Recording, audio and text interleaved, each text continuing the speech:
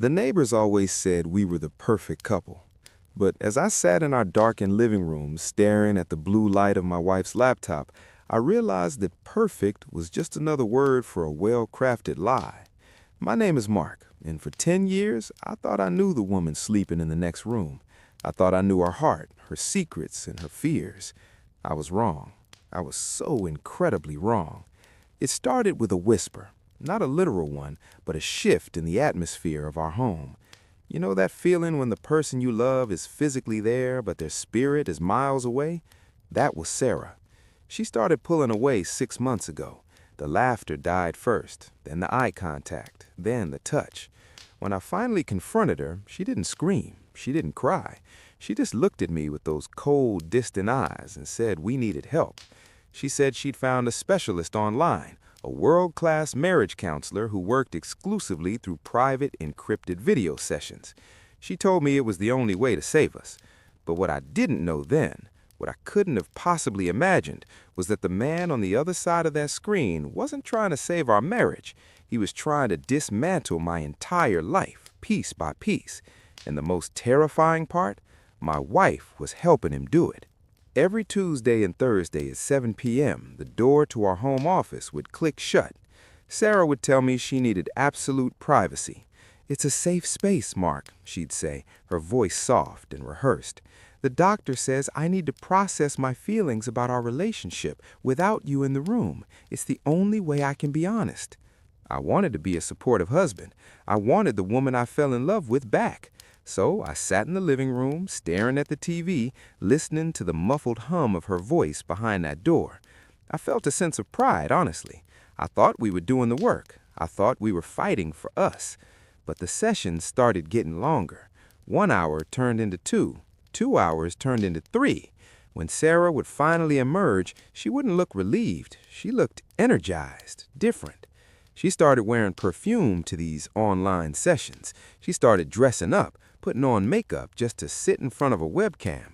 I told myself I was being paranoid. I told myself feeling better about herself was part of the healing process. But then the bills started coming, or rather the lack of them. We shared a bank account. I'm an accountant by trade, so I notice when money doesn't move.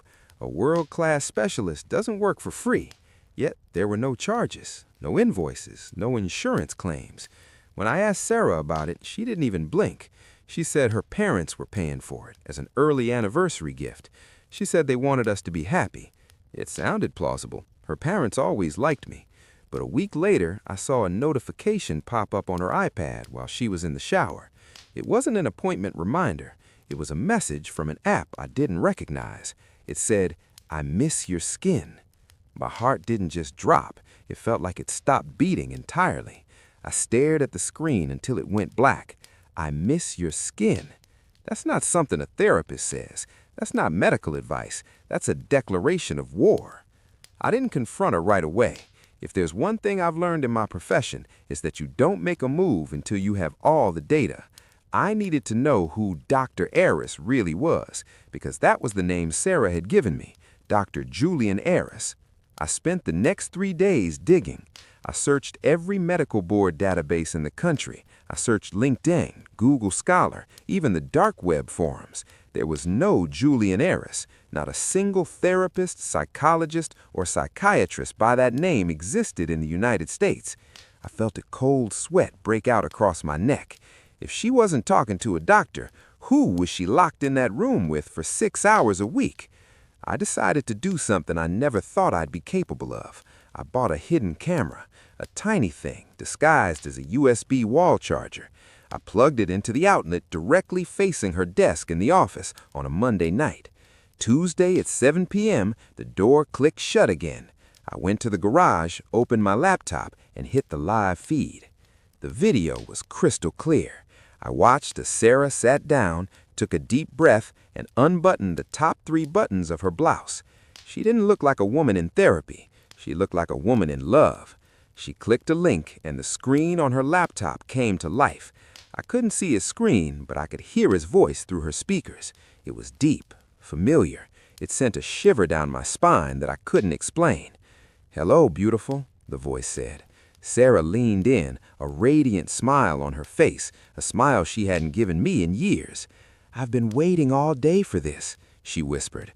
I watched paralyzed as my wife spent the next 2 hours laughing, flirting, and reminiscing about a life I wasn't a part of.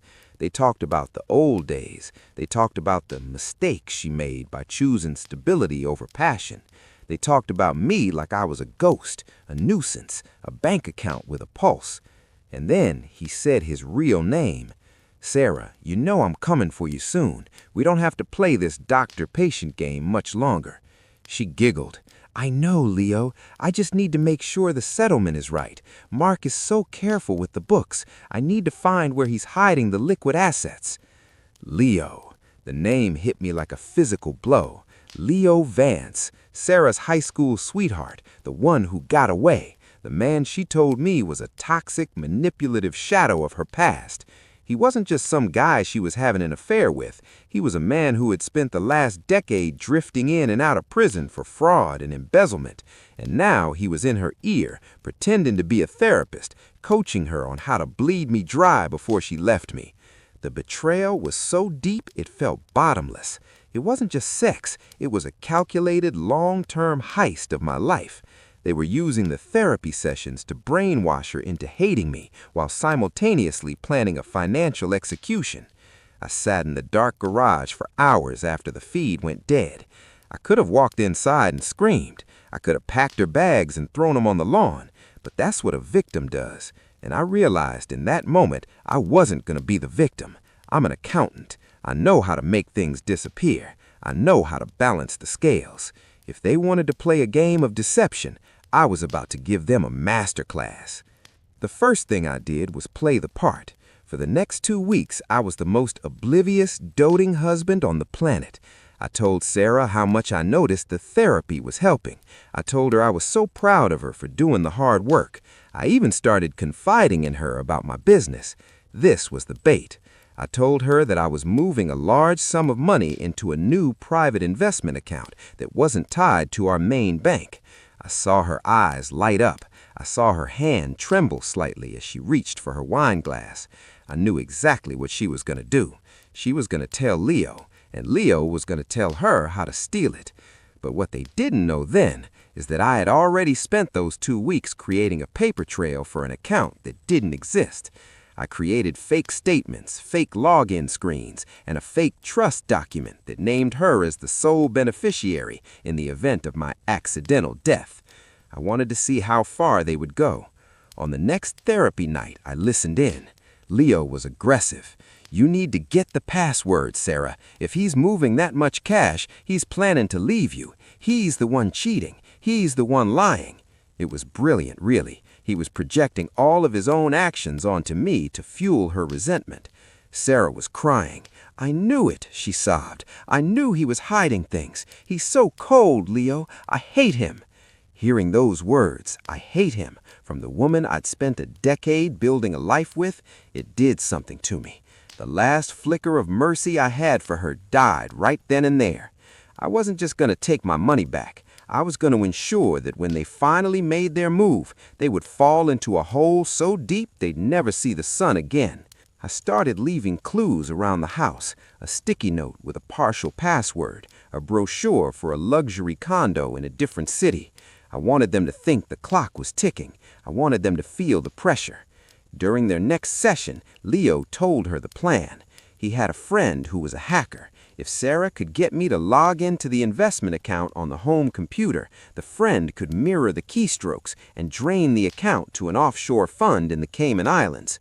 Leo promised her they'd be on a plane to Costa Rica 48 hours later. He told her he loved her. He told her she was his queen. I almost laughed. Leo didn't love her. He was a predator who had found his ultimate mark. He was going to use her to get to the money, and then he was going to disappear, leaving her to face the consequences alone. And the best part, I was going to let him try. The execution night was a rainy Thursday. I told Sarah I had some late-night work to do on the big investment. I sat in the office, knowing she was watching from the crack in the door. I opened the fake portal I'd built, a beautiful, professional-looking site that looked like a high-end Swiss bank. I typed in the credentials slowly, making sure she could see every move. Then I accidentally left the room to take a phone call in the kitchen. I watched the hidden camera feed on my phone. Sarah scurried into the office like a shadow. She sat at the desk, her face pale in the glow of the monitor. She pulled out a thumb drive, no doubt provided by Leo, and plugged it in. She thought she was installing a keylogger. In reality, she was installing a very specific piece of software I designed. It wasn't a virus, it was a mirror. Everything she did on that computer was now being recorded and broadcast directly to a cloud server I'd set up. But more importantly, it triggered a series of automated emails. As Sarah stole the money, she thought she was transferring $400,000 to Leo's offshore account.